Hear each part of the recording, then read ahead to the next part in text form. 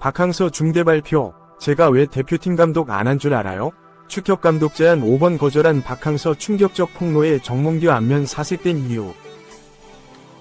만약 홍명보 감독과 면담이 진행되지 않을 경우 외국인 2명 중 우선순위에 오른 감독과 계약 협상을 마무리 지을 예정이었습니다.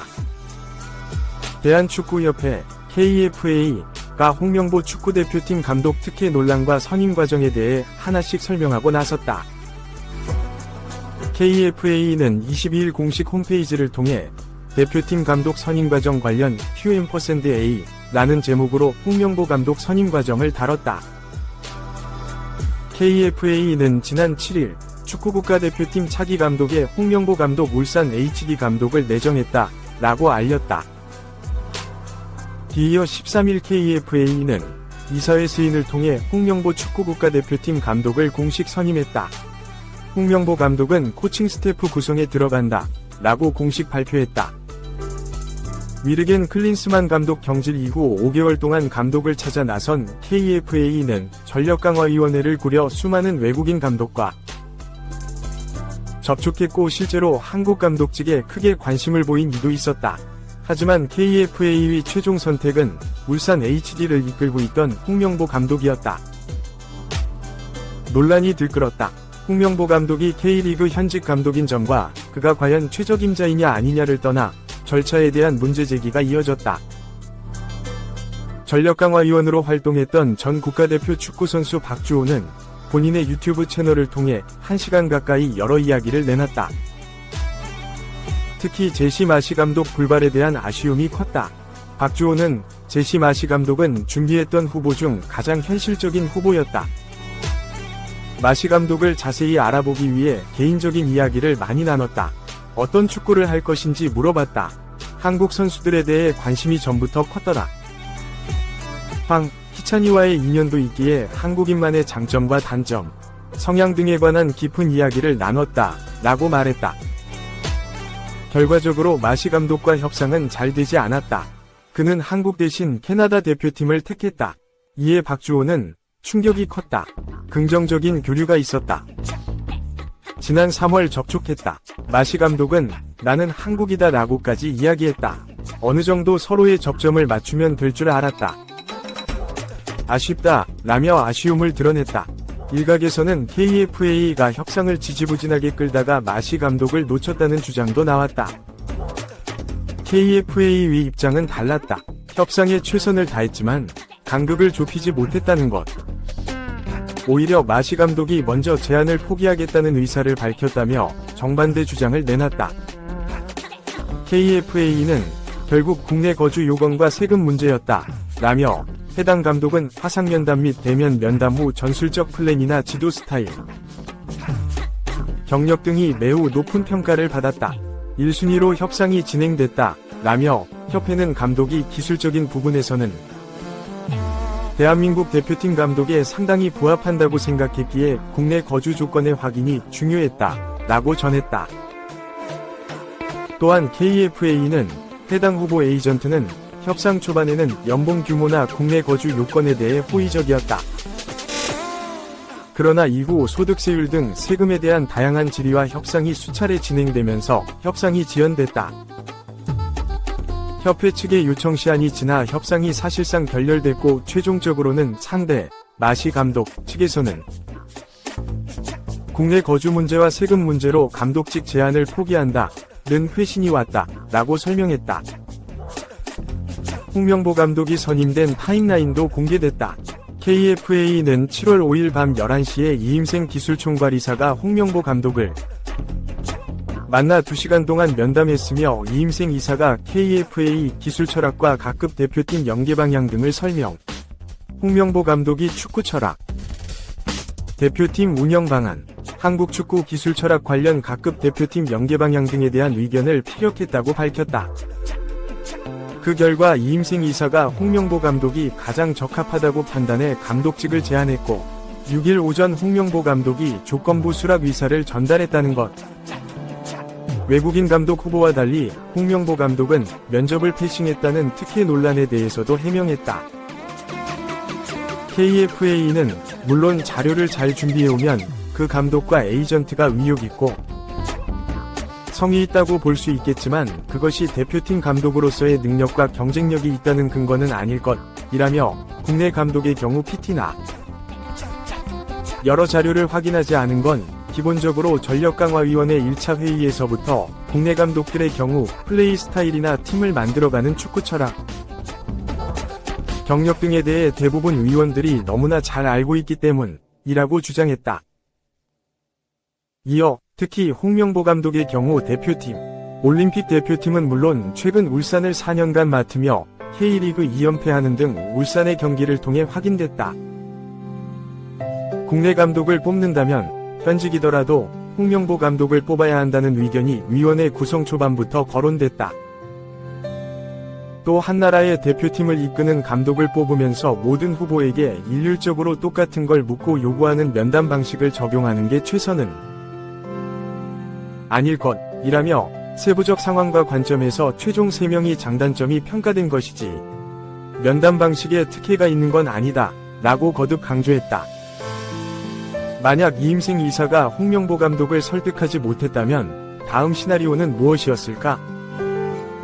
KFA는 만약 홍명보 감독과 면담이 진행되지 않을 경우 외국인 2명 중 우선순위에 오른 감독과 계약 협상을 마무리 지을 예정이었다 라고 밝혔다.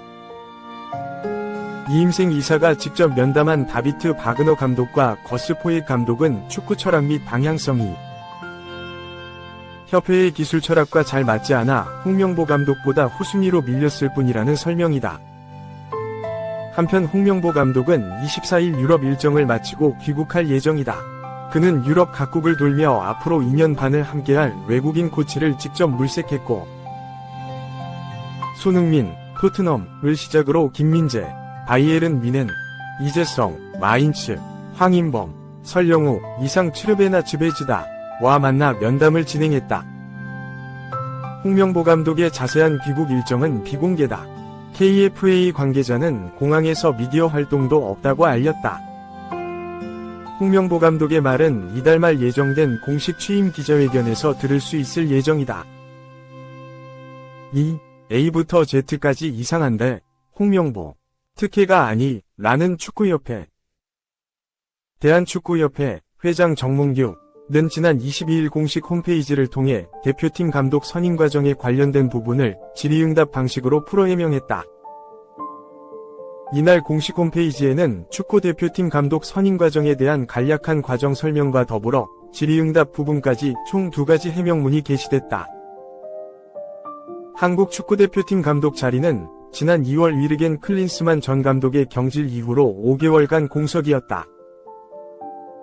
축구협회는 당초 5월 안으로 외인 감독 선임을 약속했지만 기한을 한참 넘긴 7월에야 부랴부랴 국내 감독인 홍명보 전 울산 HD 감독을 선임했다. 이임생 축구협회 기술총괄이사의 면접 아닌 눈물의 읍소와 석연찮은 선임 과정이 덤으로 따라붙었다.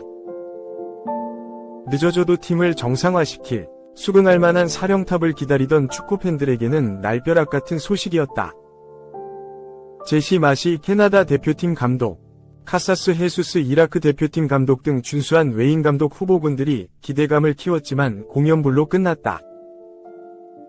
특히 박주호 전 축구협회 전력강화위원은 자신의 유튜브 채널 캡틴 파추오를 통해 구시대적인 행정 절차, 주먹구구식 선임 과정을 모두 폭로했다.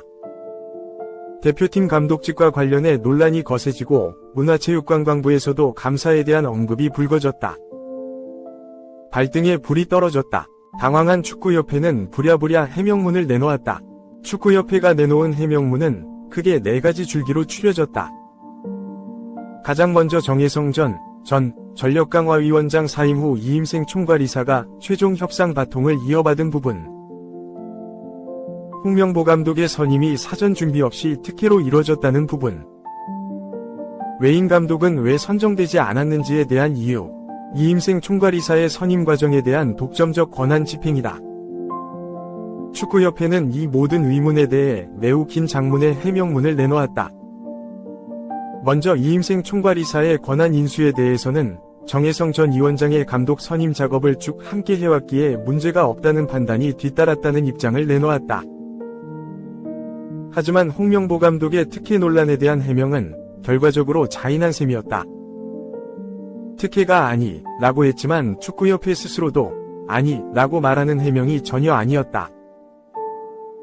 축구협회는 이 부분에 대해 정강희 1차 회의에서부터 국내 감독들의 플레이 스타일, 축구 철학 등을 너무도 잘 알기 때문에 국내 감독들의 자료는 크게 확인하지 않았다 라며 한외인 감독은 장문의 분석 자료를 제시하며 홍 감독의 면담이 특혜라고 주장했는데, 물론 자료를 잘 준비하면 그 감독과 에이전트가 위협, 성의가 있다고 볼 수 있지만 그게 대표팀 감독으로의 능력과 경쟁력이 있다는 근거는 아닐 것이라고 답변했다.